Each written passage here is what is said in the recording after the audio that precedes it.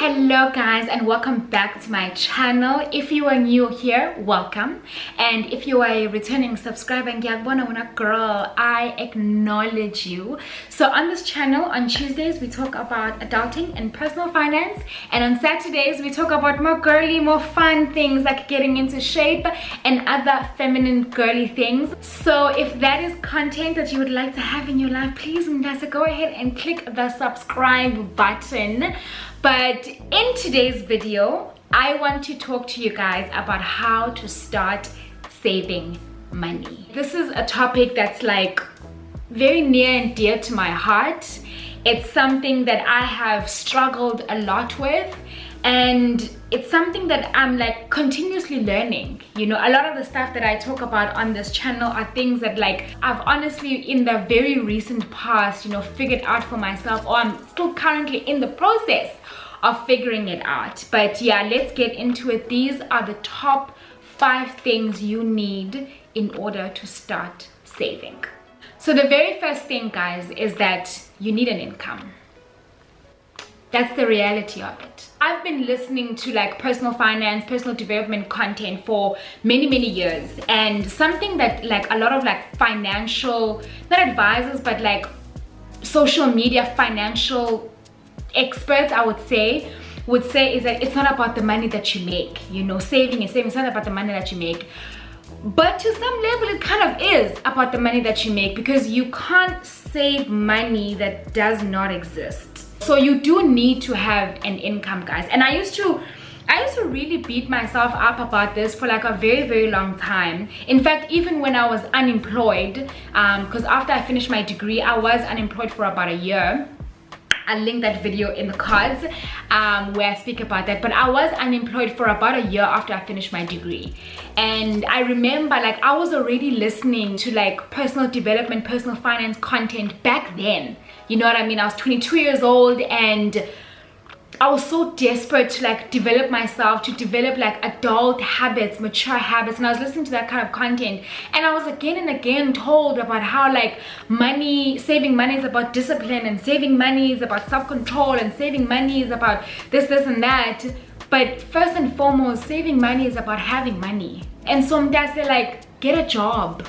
Go out there and get yourself a job. If you already do have a job but you earn like actual peanuts like I used to when I started working, get yourself a side hustle, or 2 or 3 even. Although like I'm not the biggest advocate for hustle culture, because I do think in the day and age that we live in, there is quite like an unhealthy obsession with like having multiple jobs, working 16, 18, 20 hours a day, and like millionaire. I don't subscribe to that mentality, but that's a topic for another day.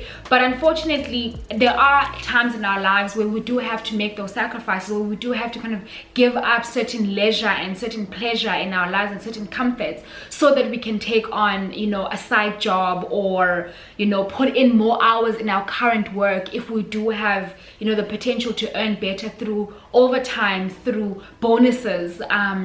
So, you know, work to actually build an income, guys. Like, you need money to save money. Secondly, you need to have a reason, a vision, a mission.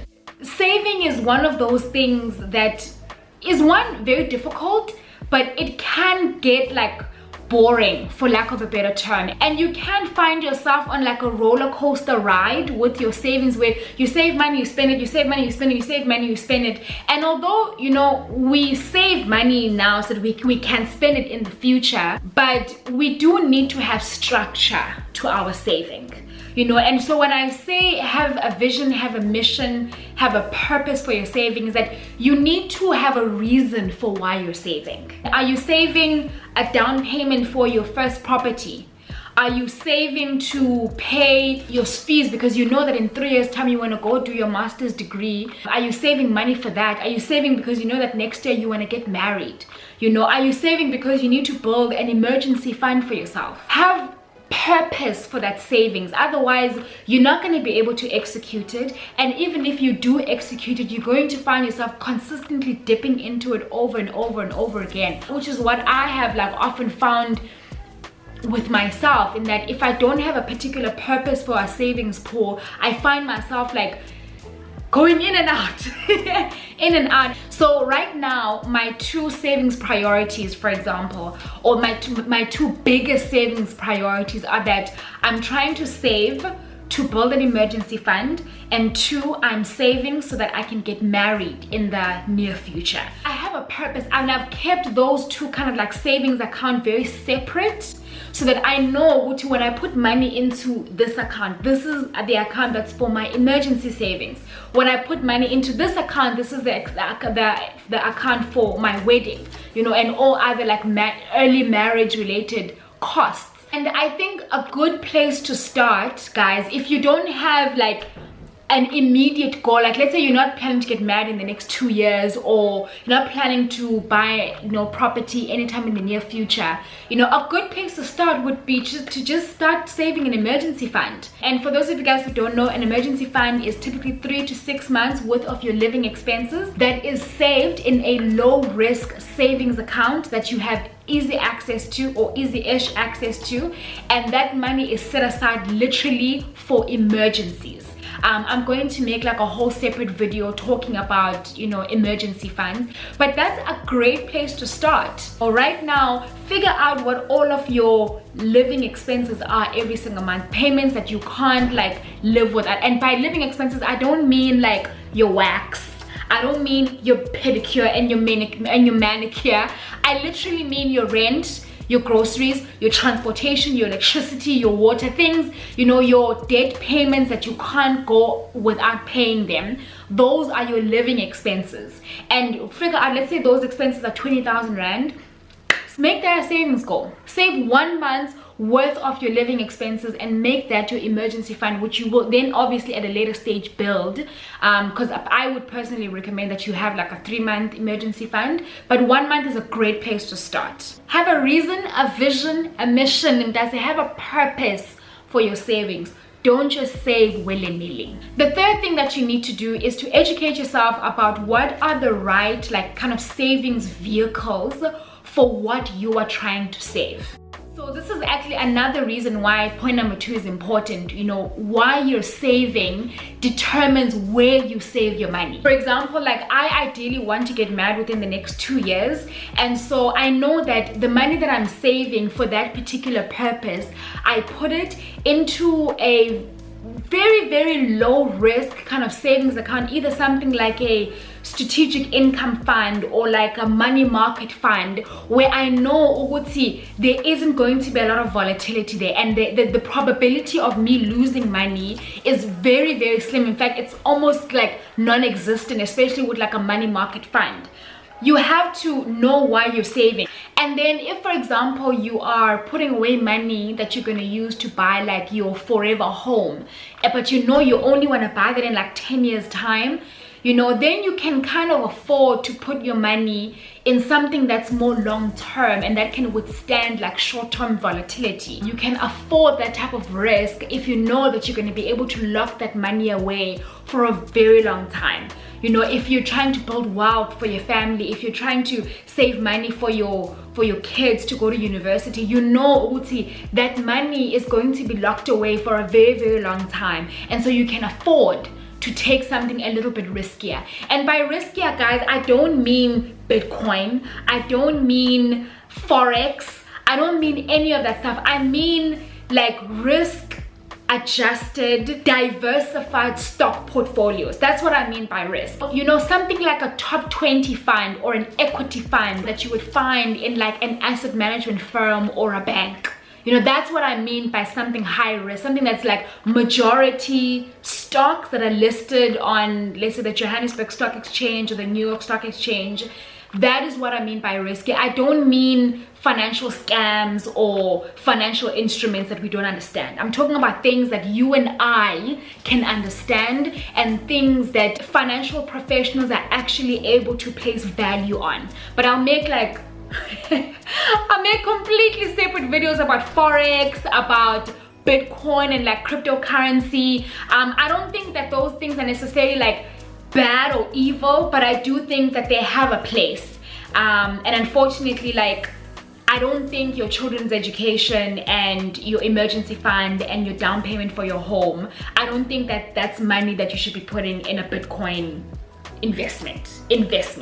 Educate yourself. Usually when you know that you need to just save money for a very short period of time, typically you would put that in very low risk accounts that are not going to really provide you with anything except like inflation or like inflation +2. You know, whereas if you're putting money away for the long term and you can afford to withstand short-term volatility, then you can go ahead and put your money in more long-term equity heavy investments. Number 4 is don't leave it to chance. Don't leave your savings and investments to chance. Put in place the necessary mechanisms that are going to not necessarily make you save, but like encourage you to save, you know.